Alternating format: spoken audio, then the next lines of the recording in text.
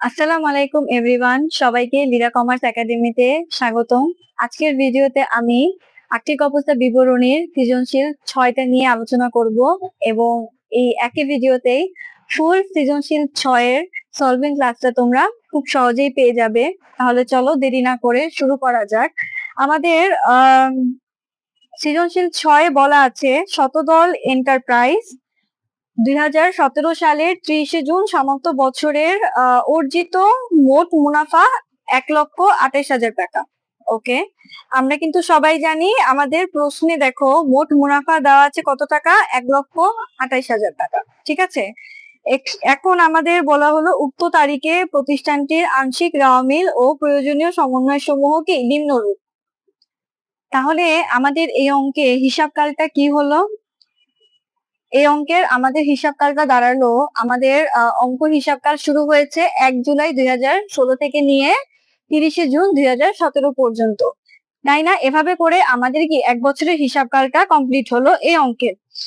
এবং আমাদের অলরেডি মোট মুনাফা বলে দেওয়া হয়েছে কত, 1,28,000 টাকা। তাহলে আমি এখানে ছোট করে লিখে রাখি, মোট মুনাফা দেওয়া আছে 1,28,000 টাকা। ঠিক আছে, এখন আমরা সরাসরি অঙ্কে চলে যাই। আমরা জানি রাওয়া মিলের এন্ট্রি একবার যায় আর সমন্বয় এন্ট্রি 2 বার যায়। উত্তোলন ও মূলধন এই দুটোই আমাদের চলে যাবে মালিকানা সত্ত্ব বিবরণীতে। মূলধন থেকে আমরা কি করব, উত্তোলনটা বাদ দিয়ে নিব। তারপর দেখো অফিস সরঞ্জাম। অফিস সরঞ্জাম হচ্ছে আমাদের স্থায়ী সম্পদ, এটা আর্থিক অবস্থা বিবরণীতে যাবে। বেতন 6 মাসের, দেখো বেতন, একটু বোর্ডের দিকে সবাই তাকাও। বেতন 6 মাসের ব্র্যাকেটে দেওয়া আছে এবং ইকুয়াল টু দেওয়া আছে কত, 72,000 টাকা দেওয়া আছে। আমরা জানি আমাদের বছর কি 12 মাসে 1 বছর। এখন বেতন আমাদের 6 মাসে দেওয়া আছে কত টাকা, 6 মাসের দিয়েছে 72,000 টাকা। তার মানে দেয়নি আরো কত মাসের, 6 মাস দেয়নি। তার মানে কি বকেয়া রয়ে গেল, কি বকেয়া 6 মাস কি রয়ে গেল না? তাহলে বকেয়া আমার কত হবে, তুমি যদি 72,000-কে 6 দিয়ে ভাগ দাও তাহলে এক এক মাসে কি 12,000 টাকা করে আসে। আর যেহেতু 6 মাসেটা আমাদের বকেয়া, তাহলে 72,000-কে আমি যদি 6 দিয়ে গুণ দেই তাহলে আমার কিন্তু সেম 72,000 টাকাই আসছে। আউটার কলামে আমার দেখো চলে যাবে 72,000 যোগ 72,000, টোটাল আমার 1,44,000 টাকা হবে হচ্ছে আমার বেতন। তাহলে বেতনের পরিমাণটা কি আমাদের 1,44,000 টাকাটা কি দাঁড়াতো। এখান থেকে হচ্ছে আমার বেতনের পোর্শনটা আমার যাবে পরিচালন ব্যয়ে, আর বকেয়া বেতনটা আমার যাবে হচ্ছে চলতি দায়ে আর্থিক অবস্থা বিবরণীর পোর্শনে। ঠিক আছে, তারপর দেখো আমাদের অঙ্কে বলা আছে প্রাপ্য নোট ও প্রদেয় নোট। প্রাপ্য নোট আমার চলতি সম্পদ আর প্রদেয় নোট হচ্ছে আমার চলতি দায়। তারপর দেখো বাড়ি ভাড়া আয়। বাড়ি ভাড়া আয় এটার মাধ্যমে আমরা কি বুঝতে পারলাম, বাড়ি ভাড়া আয় এটা হচ্ছে আমার অপরিচালন আয়, তাই এটা আমার বিশদ আয় বিবরণীর অপরিচালন আয় পোর্শনে যাবে। তারপর দেখো পুঞ্জীভূত অবচয়। এই যে পুঞ্জীভূত অবচয় অফিস সরঞ্জামের, এটা আমার আর্থিক অবস্থা বিবরণী করার সময় আমরা অফিস সরঞ্জাম থেকে এই পুঞ্জীভূত অবচয় টাকাটা বাদ দিয়ে বাকি টাকাটা আমরা আউটার কলামে নিয়ে যাব। তারপর দেখো 8% বিনিয়োগ, আমরা একটু লিখে দেখাই। 8% বিনিয়োগ, ব্র্যাকেটে একটা ডেট দেওয়া আছে 1/1/2016। ঠিক আছে, 1 লক্ষ টাকা। ক্লিয়ার? এখন দেখো এই যে 8% বিনিয়োগ, আমরা দেখো আমাদের অঙ্কের সময়কালটা কি, আমাদের অঙ্কের সময়কালটাই হচ্ছে 1 জুলাই 2016 থেকে 30শে জুন 2017। আর এখানে 1/1/2016 লিখে দেওয়া হয়েছে, তার মানে এই ডেটটা কিন্তু আমার হিসাবকালের মধ্যে কি পড়ে না। এই ডেটটা কি আমার হিসাবকালের মধ্যে পড়ে না। তারপর আমরা যদি আরেকটু নিচে যাই, দেখো 9 নম্বরে যদি যাই, এই যে 8% বিনিয়োগের পর এই যে বিনিয়োগের সুদ 9 নম্বরে দেওয়া আছে কত টাকা, 4,000 টাকা। এখন আমরা একটু তাকাবো এখানে, কারণ এই এন্ট্রি দুইটাই আমার কি দুইটার সাথে সম্পৃক্ত আছে। আমরা দেখো যেহেতু আমাদের অঙ্ক 1 জুলাই 2016 থেকে 30 জুন 2017 পর্যন্ত আমাদের অঙ্কের হিসাবকালের মধ্যে 1/1/2016 কি পড়ে না, তার মানে এই যে 1 লক্ষ টাকা, এই 1 লক্ষ টাকার উপর 8% আমার সুদ কত টাকা হবে? 8,000 টাকা। তাহলে আমরা বিনিয়োগের সুদ লিখবো এই যে 1 লক্ষ টাকার 0.08% আমরা কত টাকা পাচ্ছি? 8,000 টাকা পাচ্ছি। এটাকে আমরা সরাসরি আউটার কলামে বসায় দিব। আমাদের অঙ্ক শুরু করার সময় আমরা দেখো বিনিয়োগের সুদ যে 4,000 টাকা এটাকে আগে লিখবো, মানে পরিচালন। আমরা দেখো এই জিনিসটা হচ্ছে আমাদের পুরা বছরের বিনিয়োগের সুদ। দেখো 8% বিনিয়োগ, যেহেতু হিসাবকালের বছরের সাথে কোনো মিল নেই, তাই 1 লক্ষ টাকার 8% এই 8,000 টাকা, এটা হচ্ছে আমার ফুল বছরের কি ফুল ইয়ারের, এটা হচ্ছে আমার সুদ 8,000 টাকা। কিন্তু প্রশ্নে যে বিনিয়োগের সুদ দেওয়া থাকবে, আমরা প্রশ্নের বিনিয়োগের সুদটা লিখেই আগে কি করব? অঙ্কটা শুরু করব। বিনিয়োগের সুদটা আমার কোথায় বসবে বলতো? বিনিয়োগের সুদটা আমাদের বসবে অপরিচালন আয়তে। বিনিয়োগের সুদ আমার কত টাকা? 4,000 টাকা। এটা আমার রেওয়া মিলে দেওয়া। এই 4,000 টাকাটা কি আমার রেওয়া মিলে দেওয়া। কিন্তু আমি যখন ক্যালকুলেশন করে দেখতে পারি যে আমার সারা বছরে বিনিয়োগের সুদ আছে 8,000 টাকা, এই 8,000 টাকাটা অবশ্যই আমার আউটার কলামে দেখাতে হবে। কিন্তু মাঝখানে এই যে 4,000 আর 8,000 থেকে যে 4,000 টাকাটা কম, ডিফারেন্স কত? এই 8 আর 4 থেকে ডিফারেন্স কত? 4,000 টাকা। এই 4,000 টাকাটাই হচ্ছে আমার অনাদায়ী, তাই এটা হবে যোগ অনাদায়ী বিনিয়োগের সুদ, মানে এই টাকাটা এখনো আদায় হয় নাই, অনাদায়ী বিনিয়োগের সুদ। তাই অনাদায়ী বিনিয়োগের সুদ নামে এই 4,000 টাকাটা যোগ করে আমার আউটার কলামে 8,000 টাকাই কি দেখাতে হবে। আমি আশা করি তোমরা বুঝতে পেরেছো, আমাদের পুরো বছরের সুদ 8,000, তাই আউটার কলামে অবশ্যই মাস্ট আমাদের 8,000 টাকাটাই যাবে। কিন্তু রাও মিলে যে বিনিয়োগের সুদটা দেওয়া আছে 4,000 টাকা, এখান থেকে আমি সারা বছরের সুদের মধ্যে 4,000 টাকা কি ডিফারেন্স পাচ্ছি। এই যে ডিফারেন্স পাচ্ছি, এটা হচ্ছে আমাদের অনাদায়ী, মানে এই টাকাটা কি আমাদের আদায় হয়নি। তাই অনাদায়ী বিনিয়োগের সুদটা কি? অনাদায়ী বিনিয়োগের সুদ নামে আমার কি এটা দেখাতে হবে। তারপর আবার দেখো এই যে অনাদায়ী বিনিয়োগের সুদ 4,000 টাকা, এটা কিন্তু আমার আবার চলে যাবে হচ্ছে চলতি সম্পদে। চলতি সম্পদে আমি অনাদায়ী বিনিয়োগের সুদ লিখে এই 4,000 টাকাটাকে কি আবার নিয়ে যাব। তাহলে আমরা কিন্তু বুঝতে পারলাম যে বিনিয়োগের এই যে 8% বিনিয়োগ দিয়ে এই যে ডেটটা এভাবে দেওয়া ছিল, এটার এন্ট্রিটা দুই জায়গায়, তাই না? রেওয়া মিলে রেওয়া মিলের এন্ট্রি একবার যায় আর সমন্বয় এন্ট্রি 2বার যায়। এটা যেহেতু সুদের কথা বলা হয়েছিল, এই এন্ট্রিটাও কি আমাদের 2বার যাবে, 2বার ওভাবে করে আমরা দেখাই দিব, ঠিক আছে? যদি আরো সবার কনফিউশন মনে হয় থেকে গেছে, সমস্যা নেই, যখন মেইন অঙ্কটা আমরা করতে যাব তখন আশা করি আরো ক্লিয়ার হয়ে যাবে। তাহলে আমরা বিনিয়োগের পোর্শনটা বুঝতে পারলাম। এখন যাই কমিশনে দেখো একটা প্রাপ্ত কমিশন, একটা প্রদত্ত কমিশন, তাই না? তাহলে কমিশন প্রদান যেটা ডেবিট ঘরে আছে সেটা পরিচালন ব্যয়, আর কমিশন প্রাপ্তি 2,000 টাকা সেটা হবে আমার অপরিচালন আয়তে। বিনিয়োগের সুদ এটা আমরা অলরেডি বলে ফেলেছি। তারপর দেখো 10% বন্ধকি ঋণ, আমরা এটা একটু দেখি। আমাদের কি বলা হয়েছে? 10% বন্ধকি ঋণ, ঠিক আছে? ব্র্যাকেটে একটা ডেট দেওয়া আছে 1/2/2017। অ্যামাউন্টটা হচ্ছে আমার 1,20,000 টাকা। অ্যামাউন্টটা হচ্ছে আমার 1,20,000 টাকা।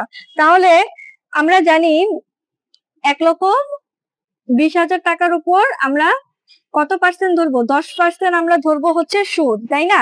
10% আমরা সুদ ধরবো। কিন্তু যেহেতু এখানে আমাকে একটা ডেট বলে দেওয়া হয়েছে, তার মানে আমার মেয়াদকাল কি?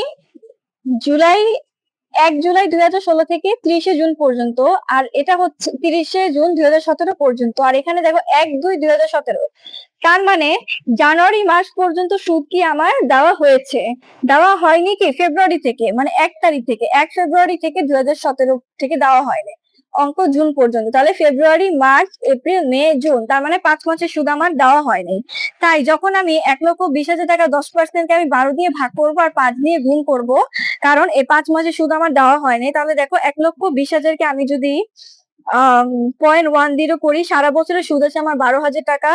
12,000 টাকাকে আমি 12 দিয়ে ভাগ করব এবং 5 দিয়ে গুণ করব, 5,000 টাকা। এই 5,000 টাকাটাই কি আমার বন্ধকি ঋণের সুদ হবে। আর ঋণের সুদ হচ্ছে আমাদের খরচ, তাই এটা হবে আমার অপরিচালন অপরিচালন ব্যয়তে আমি বন্ধকি ঋণের সুদ দিয়ে এই 5,000 টাকাটাকে দেখাবো। ঠিক আছে, তারপর আবার এই যে বন্ধকি ঋণ, আমরা জানি বন্ধকি ঋণ হচ্ছে আমাদের দীর্ঘমেয়াদী দায় এবং বন্ধকি ঋণের সুদ হচ্ছে আমার চলতি দায়। তাই এই 5,000 টাকাটা আবার আমার আর্থিক অবস্থা বিবরণীর চলতি দায় পোর্শনে যাবে। ঠিক আছে, দেখো আমরা কিন্তু অলরেডি রাওয়া মিলের কোন এন্ট্রি কোথায় যাবে এটা জেনে ফেললাম। এখন আমরা চলে যাই সমন্বয়। সমন্বয় এন্ট্রি কয়বার যায় আমরা জানি, সমন্বয় এন্ট্রি 2 বার যায়। এখানে বলা হয়েছে সমাপনী মজুত পণ্যের ক্রয় মূল্য 1,28,000 টাকা, বাজার মূল্য 20,000 টাকা বেশি। 20,000 টাকা বেশি মানে এই 20,000 টাকা যোগ করে আমরা পাচ্ছি কত টাকা, 1,48,000 টাকা। তার মানে একটা হচ্ছে 1,28,000 টাকা, একটা পাচ্ছি 1,48,000 টাকা। আমরা জানি সমাপনী মজুত পণ্যের যেটার মূল্য কম সেটাকেই আমরা ধরবো। তার মানে 1,28,000 টাকাটাকেই আমরা সমাপনী মজুত পণ্য হিসেবে কি কাউন্ট করব। তাহলে এতটুকু আমরা বুঝতে পারলাম সমাপনী মজুত পণ্য এই 1,28,000 টাকা ফার্স্টে বিশদায় বিবরণীতে যাবে, সেটা বাদ বিক্রিত পণ্যের ব্যয় পোর্শনে, আর আরেকবার যাবে হচ্ছে চলতি সম্পদে সমাপনী মজুত পণ্য। ঠিক আছে, তারপর দেখো বাড়ি ভাড়া 2 বছরের জন্য পাওয়া গেছে। তার মানে এই যে আমাদের রেওয়া মিলে বাড়ি ভাড়া আয় 6,000 টাকা, বাড়ি ভাড়া আয় 6,000 টাকা দেওয়া আছে। এটাকে আবার সমন্বয় বলা হলো 2 বছরের জন্য পাওয়া গেছে। আমরা জানি আমাদের অঙ্ক সবসময় 1 বছরের হয়, আমাদের অঙ্ক সবসময় 1 বছরের হয়। তাই আমরা এই যে বাড়ি ভাড়ার যেহেতু 2 বছরের বলেছে, তার মানে 1 বছরের বাড়ি ভাড়া কি আমার অগ্রিম দেওয়া আছে, তাই না? তাই আমি 6,000 কে ভাগ 2 দিব আর গুণ 1 দিব।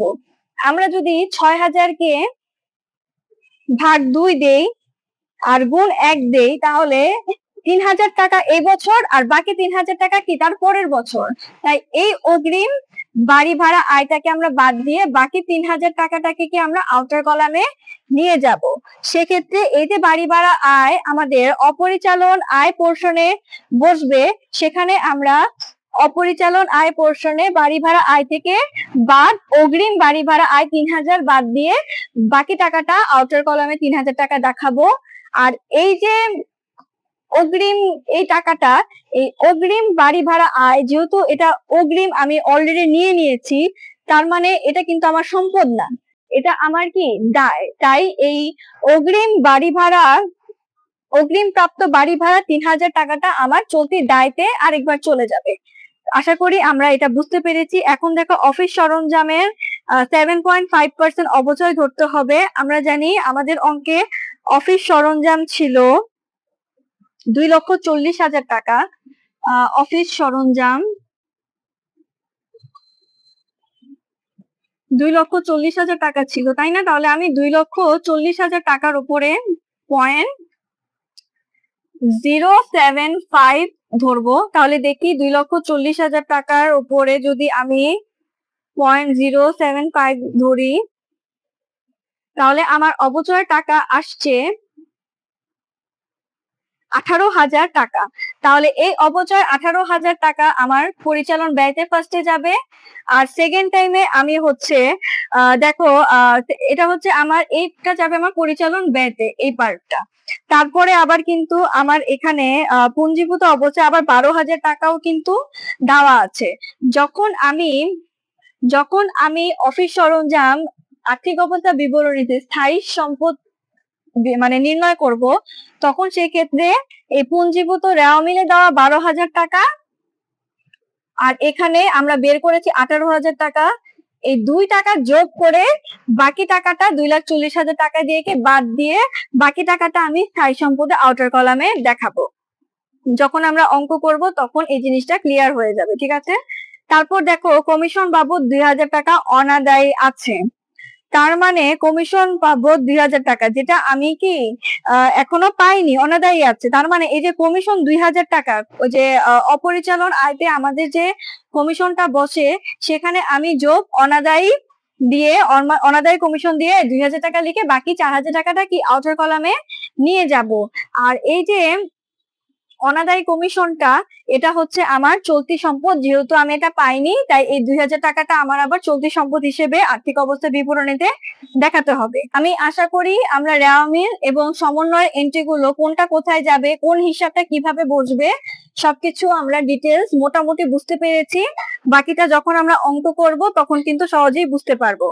দেখো ক নাম্বার আমাদের বলা হয়েছে নিট বিক্রয় 3,56,000 টাকা ধরে বিক্রিত পণ্যের ব্যয় নির্ণয় করো।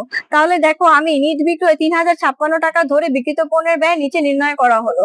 আমরা জানি বিক্রিত পণ্যের ব্যয় বের করতে আমাদের কি দরকার হয়, ফার্স্টে নিট বিক্রয়, তাই না?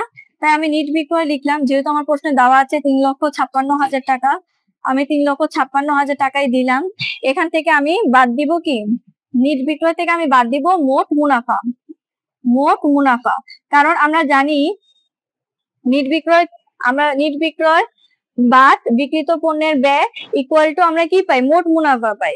তাই আমরা যখন নিট বিক্রয় থেকে মোট মুনাফা, আমার মোট মুনাফা কিন্তু প্রশ্নে দেওয়া ছিল 1,28,000 টাকা। এই যে 1,28,000 টাকা, এটা যদি আমি বাদ দিয়ে দেই তাহলে আমি বাকি টাকাটা কিন্তু পেয়ে যাই বিক্রিত পণ্যের ব্যয়। তাহলে দেখো 3,56,000 টাকার সাথে যদি আমি 1,28,000 টাকা বাদ দেই, আমি পেয়ে যাচ্ছি 2,28,000 টাকা। এই 2,28,000 টাকাই হচ্ছে আমার বিক্রিত পণ্যের ব্যয়। বিক্রিত পণ্যের ব্যয়, ওকে। এখন দেখো এটা গেল একটা তোমার ছকে, আমি এটা ছকে করাইছি। আরেকটা আমরা চাইলে এরকম সূত্র মতো করে করতে পারি। যেমন আমরা জানি নিট বিক্রয় বাদ বিক্রিত পণ্যের ব্যয় ইকুয়াল টু মোট মুনাফা, তাই না? আমরা বাবা দিয়ে অঙ্ক করতে পারি। আমরা নিট বিক্রয় এখানে রাখতে পারি, সমান সমানের পরে এটা প্লাস মোট মুনাফা, এপাশে নিয়ে আসলে হবে মাইনাস মোট মুনাফা ইকুয়াল টু, এখানে মাইনাস বিক্রিত পণ্যের ব্যয়, এখানে চলে আসবে কি প্লাস বিক্রিত পণ্যের ব্যয়। আবার বাদ দিয়ে লিখবো আমাদের নিট বিক্রয় কত টাকা, 3,56,000 টাকা, আর মোট মুনাফা হচ্ছে 1,28,000 টাকা। মানে বীজগণিতের মতো আমরা শুধু জাস্ট বসায় নিব। তাহলে আমরা এভাবে বিক্রিত পণ্যের ব্যয় লিখলাম। তাহলে দেখো সুতরাং এই বাদ দিলে 2,28,000 টাকা হয়। 2,28,000 টাকা ইকুয়াল টু বিক্রিত পণ্যের ব্যয়। তাহলে আমরা বিক্রিত পণ্যের ব্যয় কিন্তু এভাবেও নির্ণয় করতে পারি। আমরা চাইলে এভাবে করে ছক আকারেও করতে পারি, আবার এভাবে বীজগণিতের মতো ফর্মুলা ইউজ করেও সাইড চেঞ্জ করেও কিন্তু আমরা দেখাতে পারি। যার যেটা সুবিধা হয় তোমরা সেই ফর্মুলাটাই মানে মেনটেন করে অঙ্কটা করে ফেলবে। তাহলে দেখো আমার ক নাম্বারটা সলিউশন কিন্তু কমপ্লিট। এখন আমি খ নাম্বার সলিউশন নিয়ে তোমাদের সামনে আসছি। তাহলে দেখো বোর্ডে আমি খ নাম্বার দিয়ে লিখেছি, শতদল এন্টারপ্রাইজ বিশদ আয় বিবরণী 30শে জুন 2017 সালের সমস্ত বছরের জন্য প্রস্তুতকৃত। কারণ আমাদের খ নাম্বার করতে বলা হয়েছিল যে বিশদ আয় বিবরণী প্রস্তুত করো। এখন বিশদ আয় বিবরণী প্রস্তুত করার জন্য আমরা কিন্তু বিক্রয় থেকে শুরু করব না, কারণ আমাদের কিন্তু অলরেডি প্রশ্নের উপরে লেখাই ছিল যে মোট মুনাফা 1,28,000 টাকা। তাই আমরা মোট মুনাফা থেকেই বিশদ আয় বিবরণীটা করা শুরু করব, কিন্তু বিক্রয় এগুলোর দিকে আমরা আর যাব না, ঠিক আছে? এখন আমরা দেখো মোট মুনাফা 1,28,000 দিয়েছি, বাদ পরিচালন ব্যয়। এখন আমার এই অঙ্কে পরিচালন ব্যয়ের মধ্যে কি কি ছিল সেটা একটু আমরা লিখে ফেলি। চলো, আমাদের এখানে ফার্স্টেই ছিল বেতন। বেতন কত টাকা ছিল, 72,000 টাকা ছিল, তাই না? তাহলে আমি 72,000 টাকা বেতন লিখলাম, কিন্তু এটা কিন্তু 6 মাসের ছিল, তাই এটার সাথে আমার হবে যোগ বকেয়া বেতন। বকেয়া বেতনটা আমরা ক্যালকুলেশন করেছিলাম যে 72,000 আমরা ভাগ দিব 6 দিয়ে, আর এটার সাথে আমার গুণও হবে 6 দিয়ে, কারণ 6 মাসের আমরা পেয়েছি আর 6 মাসের আমরা পাইনি। তাহলে 72কে আমরা যদি ভাগ 6 দিয়ে দিই আর গুণ 6 দিই, তাহলে আমরা 72,000 টাকাই কি পাচ্ছি। তাহলে টোটাল আউটার কলামে আমার যাবে 1,28,000 44,000 টাকা। ঠিক আছে, তারপর দেখো, তারপর আমাদের অঙ্কে ছিল কমিশন প্রদান। কমিশন প্রদান এটা আমার একটা পরিচালন ব্যয়। কমিশন প্রদানটা আমরা সরাসরি দিয়ে দিব হচ্ছে 3,000 টাকা। এটা সরাসরি চলে যাবে, কারণ এটার সাথে আমাদের কোনো ক্যালকুলেশন নেই। তারপর আমাদের আছে অফিস সরঞ্জামের উপর অপচয়, তাই আমরা এখানে লিখে নিচ্ছি অফিস সরঞ্জামের অপচয়।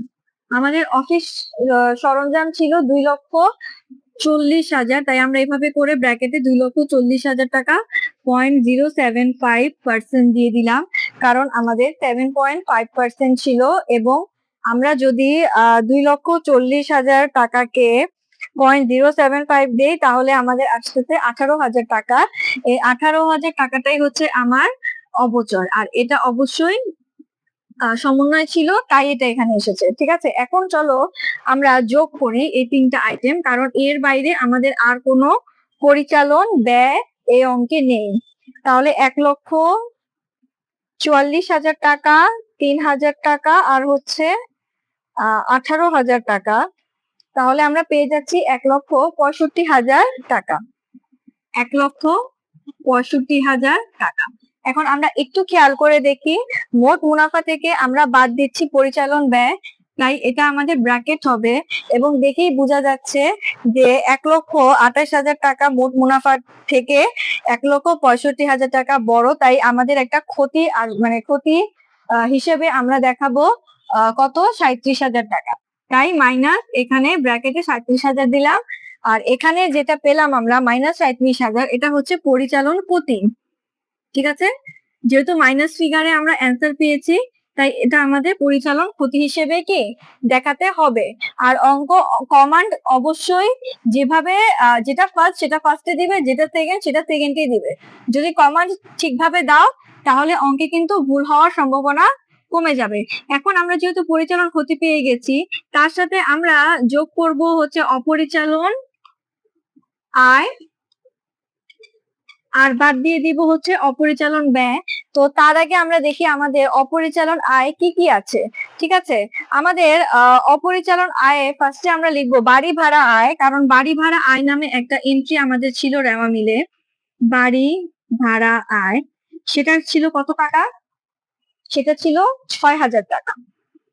কিন্তু আমাদের সমন্বয় কি বলা ছিল, আমাদের সমন্বয় বলা ছিল যে বাড়ি ভাড়া 2 বছরের জন্য পাওয়া গেছে। তার মানে এখান থেকে আমার কি 1 বছরের বাড়ি ভাড়া বাদ দিয়ে নিতে হবে, বাদ অগ্রিম বাড়ি ভাড়া 6,000 কে 2 দিয়ে ভাগ আর 1 দিয়ে গুণ। ঠিক আছে, কারণ আমরা অঙ্ক অলওয়েজ 1 বছরের করি, আমরা কিন্তু 2 বছরের অঙ্ক করি না। তাহলে আমরা যদি 6 কে 2 দিয়ে ভাগ দিয়ে 1 দিয়ে গুণ দিই, তাহলে আমরা পেয়ে যাচ্ছি 3,000 টাকা। এই 3,000 টাকাটা হচ্ছে আমার পরবর্তী বছরের অগ্রিম, তাই অগ্রিমটা আমি বাদ দিয়ে নিলাম। অগ্রিম বাড়ি ভাড়া 3,000, 6,000 থেকে 3,000 চলে গেলে আমরা আউটার কলামে পাচ্ছি কত টাকা, 3,000 টাকা। ঠিক আছে, তারপর দেখো, তারপর আমরা দেখো বিনিয়োগের সুদ। আমরা জানি বিনিয়োগের সুদ, এই যে এখন যে টাকাটা আমি লিখবো বিনিয়োগের সুদ, এটা কিন্তু রেওয়া মিলে দেওয়া ছিল কত টাকা, 4,000 টাকা। ঠিক আছে, এখানে আমরা যোগ লিখে নিচ্ছি, দেখো অনাদায়ী বিনিয়োগের সুদ, এটা আমি লিখছি আগে, আমি বুঝাচ্ছি তোমাদের, একটু ওয়েট করো। ঠিক আছে, এই জায়গাটা আমি খালি রাখলাম। ঠিক আছে, এই জায়গাটা আমি খালি রাখলাম। দেখো আমরা যদি একটু রিওয়াইন্ড করি, তাহলেই আমরা দেখতে পারবো আমাদের দেখো 8% বিনিয়োগ 8/1/2016 ছিল কত টাকা, 1 লক্ষ টাকা। 1 লক্ষ টাকার আমি 8% ধরবো 0.08। 1 লক্ষ টাকার 8% আমার টাকা দেখি তো কত আসতেছে, 1 লক্ষ 0.08 আসছে 8,000 টাকা। এই যে 8,000 টাকাটা, এটা হচ্ছে আমাদের ফুল বছরের কি বিনিয়োগের সুদই আসবে কত টাকা, 8,000 টাকা। আর ব্র্যাকেটে যে ডেটটা দেওয়া আছে, ওই ডেটের সাথে আমাদের অঙ্কের ডেটের কোনো মিল নেই। আমাদের অঙ্কের ডেটের মাঝখানে ওই ডেট পড়েনি, তাই ওই ডেট থাকা আর না থাকা আমার কাছে একই কথা। ওই ডেটটা তোমাদের একমাত্র কনফিউশনে ফেলার জন্য ওই ডেটটা মেনশন করা হয়েছে, তাই ওই ডেটটার কথা তোমরা ভুলে যাও, কারণ ওই ডেটটা আমার অঙ্কের মেয়াদের মধ্যে পড়েনি। যেহেতু অঙ্কের মেয়াদের মধ্যে ডেটটা পড়েনি, তাই ওটা বাদ, ওটা নিয়ে আমি ভাববো না। এখন আমি 1 লক্ষ টাকার উপর 8% যে বিনিয়োগের সুদ ধরলাম, সারা বছরের জন্য আমি 8,000 টাকা সুদ পাচ্ছি, তাই এই আউটার কলামে আমি সরাসরি 8,000 টাকায় কি বসাবো, সরাসরি আমি 8,000 টাকাটাই কি বসাবো, 8,000 টাকাটাই বসাবো, কারণ এই 8,000 টাকাটাই আমার সারা বছরের সুদ। এখন প্রশ্নে বলা আছে বিনিয়োগের সুদ দেওয়া হয়ে গিয়েছে 4,000 টাকা, তার মানে 8,000 থেকে 4,000 টাকা যদি দেওয়া হয়ে যায়, তাহলে দেওয়া হয়নি কত টাকা, আরো 4,000 টাকা দেওয়া হয়নি। তাই এইখানে আমরা 4,000 টাকা এই দুইটার ক্যালকুলেশনের মাধ্যমে বের করলাম, এবং আমরা বিনিয়োগের অনাদায়ী সুদ নামে, বিনিয়োগের অনাদায়ী সুদ নামে এখানে লিখবো 4,000 টাকা। ঠিক আছে, এবং এই বিনিয়োগের অনাদায়ী সুদটাই আমাদের চলে যাবে চলতি সম্পদে 4,000 টাকায় আমরা আবার দেখায় দিব। আশা করি আমরা বিনিয়োগের সুদের পোর্শনটা কি বুঝতে পেরেছি। এরকম যদি প্রশ্নে বিনিয়োগের সুদ নামে সরাসরি এন্ট্রি দেওয়া থাকে, আবার পার্সেন্টেজ আকারে ওইভাবে দেওয়া থাকে, ফার্স্টে তুমি কি করবে, সারা বছরের সুদটাকে ক্যালকুলেট করে নিবে যে সারা বছর আমার কত সুদ আসে। সারা বছর যেহেতু আমার 8,000 টাকা সুদ আসতেছে, তাই অবশ্যই আমার আউটার কলামে 8,000 টাকাটাই কি যাবে, 8,000 টাকাটাই যাবে। এখন দেওয়া মেনে দেওয়া বিনিয়োগের সুদ আমার যেটা দেওয়া আছে সেটা লিখবো, এবং এই দুইয়ের ডিফারেন্সের যে অ্যামাউন্ট আমরা পাবো সেটাই হবে আমার অনাদায় বিনিয়োগের সুদ, এবং এই অনাদায় বিনিয়োগের সুদটাই আমরা পরবর্তীতে চলতি সম্পদ হিসেবে আবার কি দেখাবো।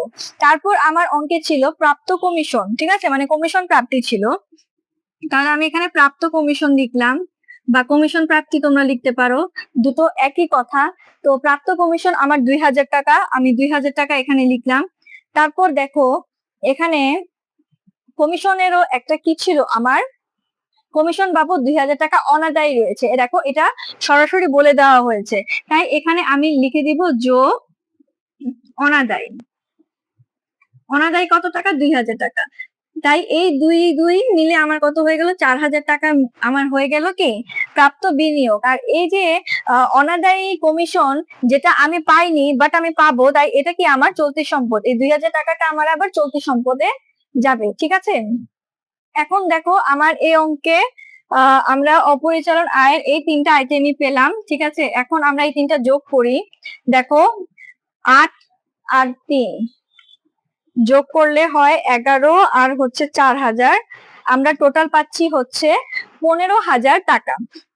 তাহলে এখানে আমি 15,000 টাকা লিখলাম অপরিচালন আয়, যেহেতু এটা যোগ যাবে তাই এটা এভাবেই রাখলাম। এখানে আমি একটু ছোট করে লিখতেছি বাদ অপরিচালন ব্যয়। ঠিক আছে, অপরিচালন ব্যয় আমার কি আছে, শুধুমাত্র আমার অপরিচালন ব্যয় একটা জিনিসই আছে, বন্ধকি ঋণের সুদ। ঠিক আছে, আমি এখানে লিখলাম বন্ধকি ঋণের সুদ। এখন দেখো বন্ধকি ঋণের সুদটা আমাদের কিন্তু বলেই দেওয়া ছিল 1,20,000। এই যে 1,20,000 টাকা আমার বন্ধকি ঋণের সুদ, পার্সেন্ট হবে আমার 10%, আমি 10% দিলাম।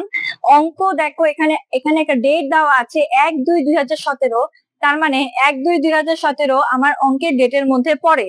ঠিক আছে, আমার অঙ্কের ডেটের মধ্যে 1/2/2017 পড়ে, তার মানে জানুয়ারি মাস পর্যন্ত সুদ দেওয়া হয়েছে, February March April May June এই 5 মাস আমার সুদ দেওয়া হয়নি, তাই আমি এটা সারা বছরের জন্য 12 দিয়ে ভাগ দিব, আর 5 মাস যেহেতু দেওয়া হয়নি 5 দিয়ে আমি গুণ দিব।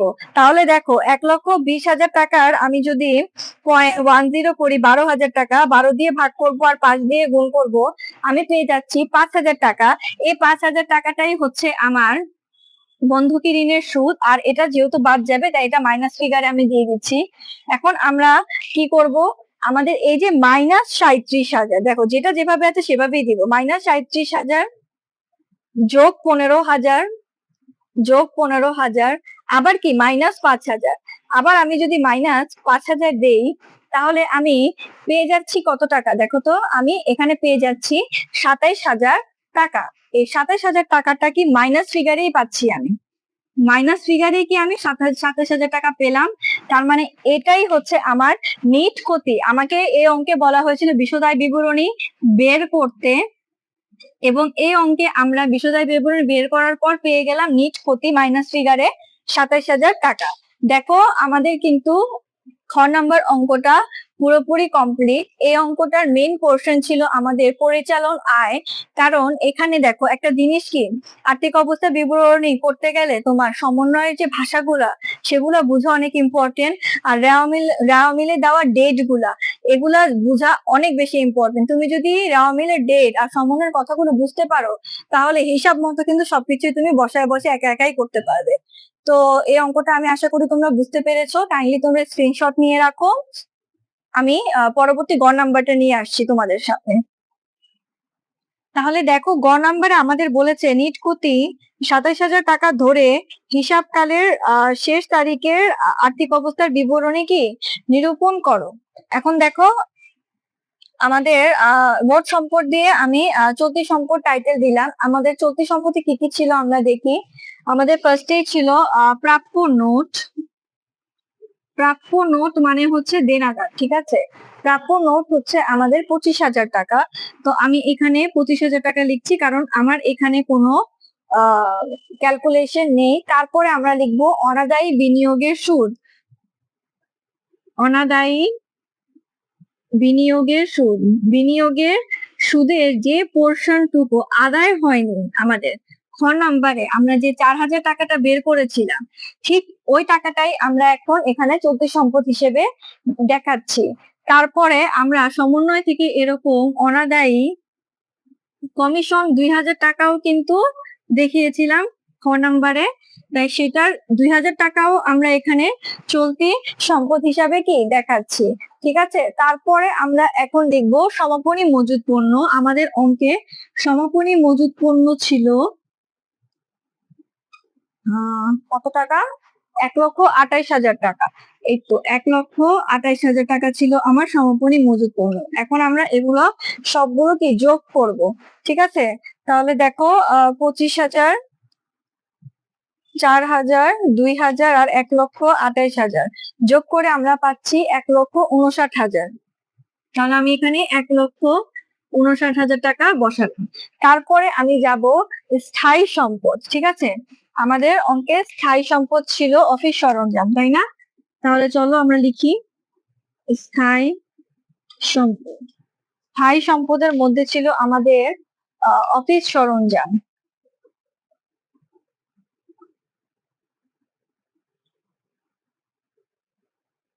অফিস সরঞ্জাম কত টাকা ছিল, অফিস সরঞ্জাম ছিল 2,40,000 টাকা। আমি এখানে লিখতেছি 2,40,000 টাকা। এখান থেকে আমি বাদ দিব অবচয়। অবচয়ের মধ্যে ফার্স্টে আমার প্রশ্নে যে 18,000 টাকা দেওয়া ছিল,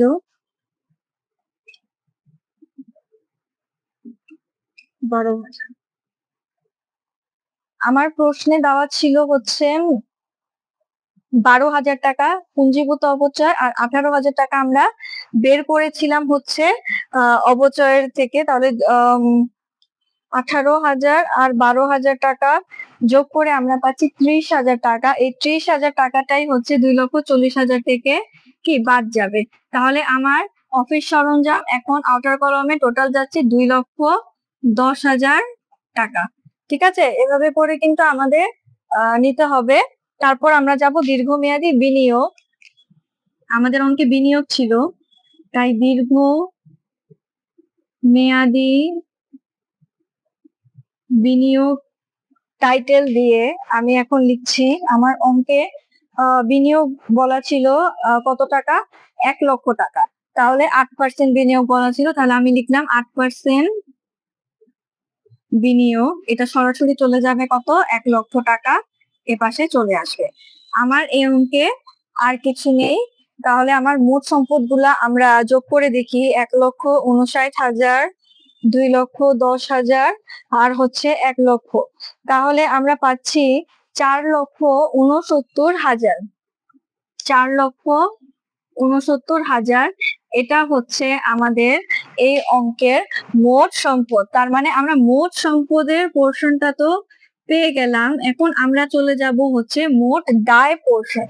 মোট দায় পোর্শনে যাওয়ার আগে আমরা ফার্স্টে মালিকানা সত্ত্ব দিয়ে কি একটা টাইটেল লিখে নিই, ঠিক আছে? মালিকানা সত্ত্ব বিবরণী। এখানে মালিকানা সত্ত্ব বিবরণীতে আমরা লিখবো ফার্স্টে মূলধন।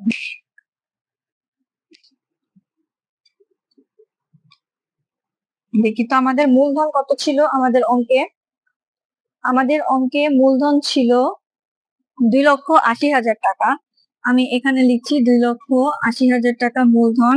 এখান থেকে আমরা বাদ দিব উত্তোলন। উত্তোলনও আমাদের প্রশ্নে দেওয়া ছিল 10,000 টাকা। আমি যদি উত্তোলন 10,000 টাকা বাদ দিই, ব্র্যাকেটে রাখলাম, আমার এখানে থাকবে 2,70,000 টাকা। এবং যেহেতু আমার অঙ্কে কি নিট ক্ষতি হয়েছিল, তাই বাদ আমি দিলাম নিট ক্ষতি। নিট ক্ষতি আমার ছিল কত টাকা? 27,000 টাকা, তাই না? তাহলে মাইনাস 27,000 টাকা আবার দিলাম আমি এখানে। তাহলে দেখো 2,70,000 থেকে আমি যদি 27,000 টাকা বাদ দিই, আমি এখানে পাচ্ছি 2,43,000 টাকা। তাহলে 2,43,000 টাকা হচ্ছে আমার মালিকানা সত্ত্ব বিবরণী, তাই না? এখন আমি আমাদের কি পোর্শন বাকি আছে আমি এখানেই করে ফেলি, যেহেতু আমার জায়গা নেই। 2, 3, ঠিক আছে? আমাদের এখন যে পোর্শনটা বাকি আছে সেটা হচ্ছে কি চলতি দায়। ফার্স্টে দেখি চলতি দায়। চলতি দায় আমাদের কি কি আছে? চলতি দায় আমাদের আছে ফার্স্টে বকেয়া বেতন 72,000 টাকা। বকেয়া বেতন 72,000 টাকা, এটা আমরা বের করেছিলাম। তারপরে আমাদের প্রদেয় নোট 26,000 টাকা। প্রদেয় নোট আর পাওনাদার একই কথা, 26,000 টাকা, এটা আমরা এ পাশে নিলাম। তারপর হচ্ছে আমাদের অগ্রিম প্রাপ্ত বাড়ি ভাড়া। অগ্রিম প্রাপ্ত বাড়ি ভাড়া এটা কেন চলতি দায়? কারণ তুমি টাকাটা অগ্রিম নিয়ে খরচ করে ফেলেছো, তুমি কিন্তু এখন এই টাকাটা আর পাবা না সময়ে না আসা পর্যন্ত। তাই এই 3,000 টাকাটা কি তোমার জন্য চলতি দায়, ঠিক আছে? তারপর দেখো বকেয়া বন্ধকি ঋণের সুদ, ঠিক আছে? বকেয়া বন্ধকি ঋণের সুদ, শুধুমাত্র বন্ধকি ঋণের সুদ লিখেও কিন্তু তুমি লিখতে পারো চাইলে। সেটা হচ্ছে কত টাকা? 5,000 টাকা। কারণ ঋণ তো আমার খরচ, আর ঋণের সুদও এটাও কি আমার জন্য খরচই, ঠিক আছে? এখন আমরা আসো এগুলো সব যোগ করি। এখন আমাদের চলতি দায় আর কিছু নেই, তাহলে দেখি আমরা 72,000, 26,000 আর 5 আর 3 8,000 যোগ করলে হয় 1,06,000 টাকা, ঠিক আছে? তাহলে আমরা পেয়ে গেলাম 1,06,000 টাকা। তারপর দেখো আরেকটা আমরা নিব টাইটেল দীর্ঘমেয়াদী দায়। এটা ছিল চলতি দায়, এখন আমরা নিব দীর্ঘ মেয়াদি দায়। দীর্ঘমেয়াদী দায়ের মধ্যে হচ্ছে আমাদের বন্ধকি ঋণটাই আসবে, সেটা হচ্ছে 10% বন্ধকি ঋণ।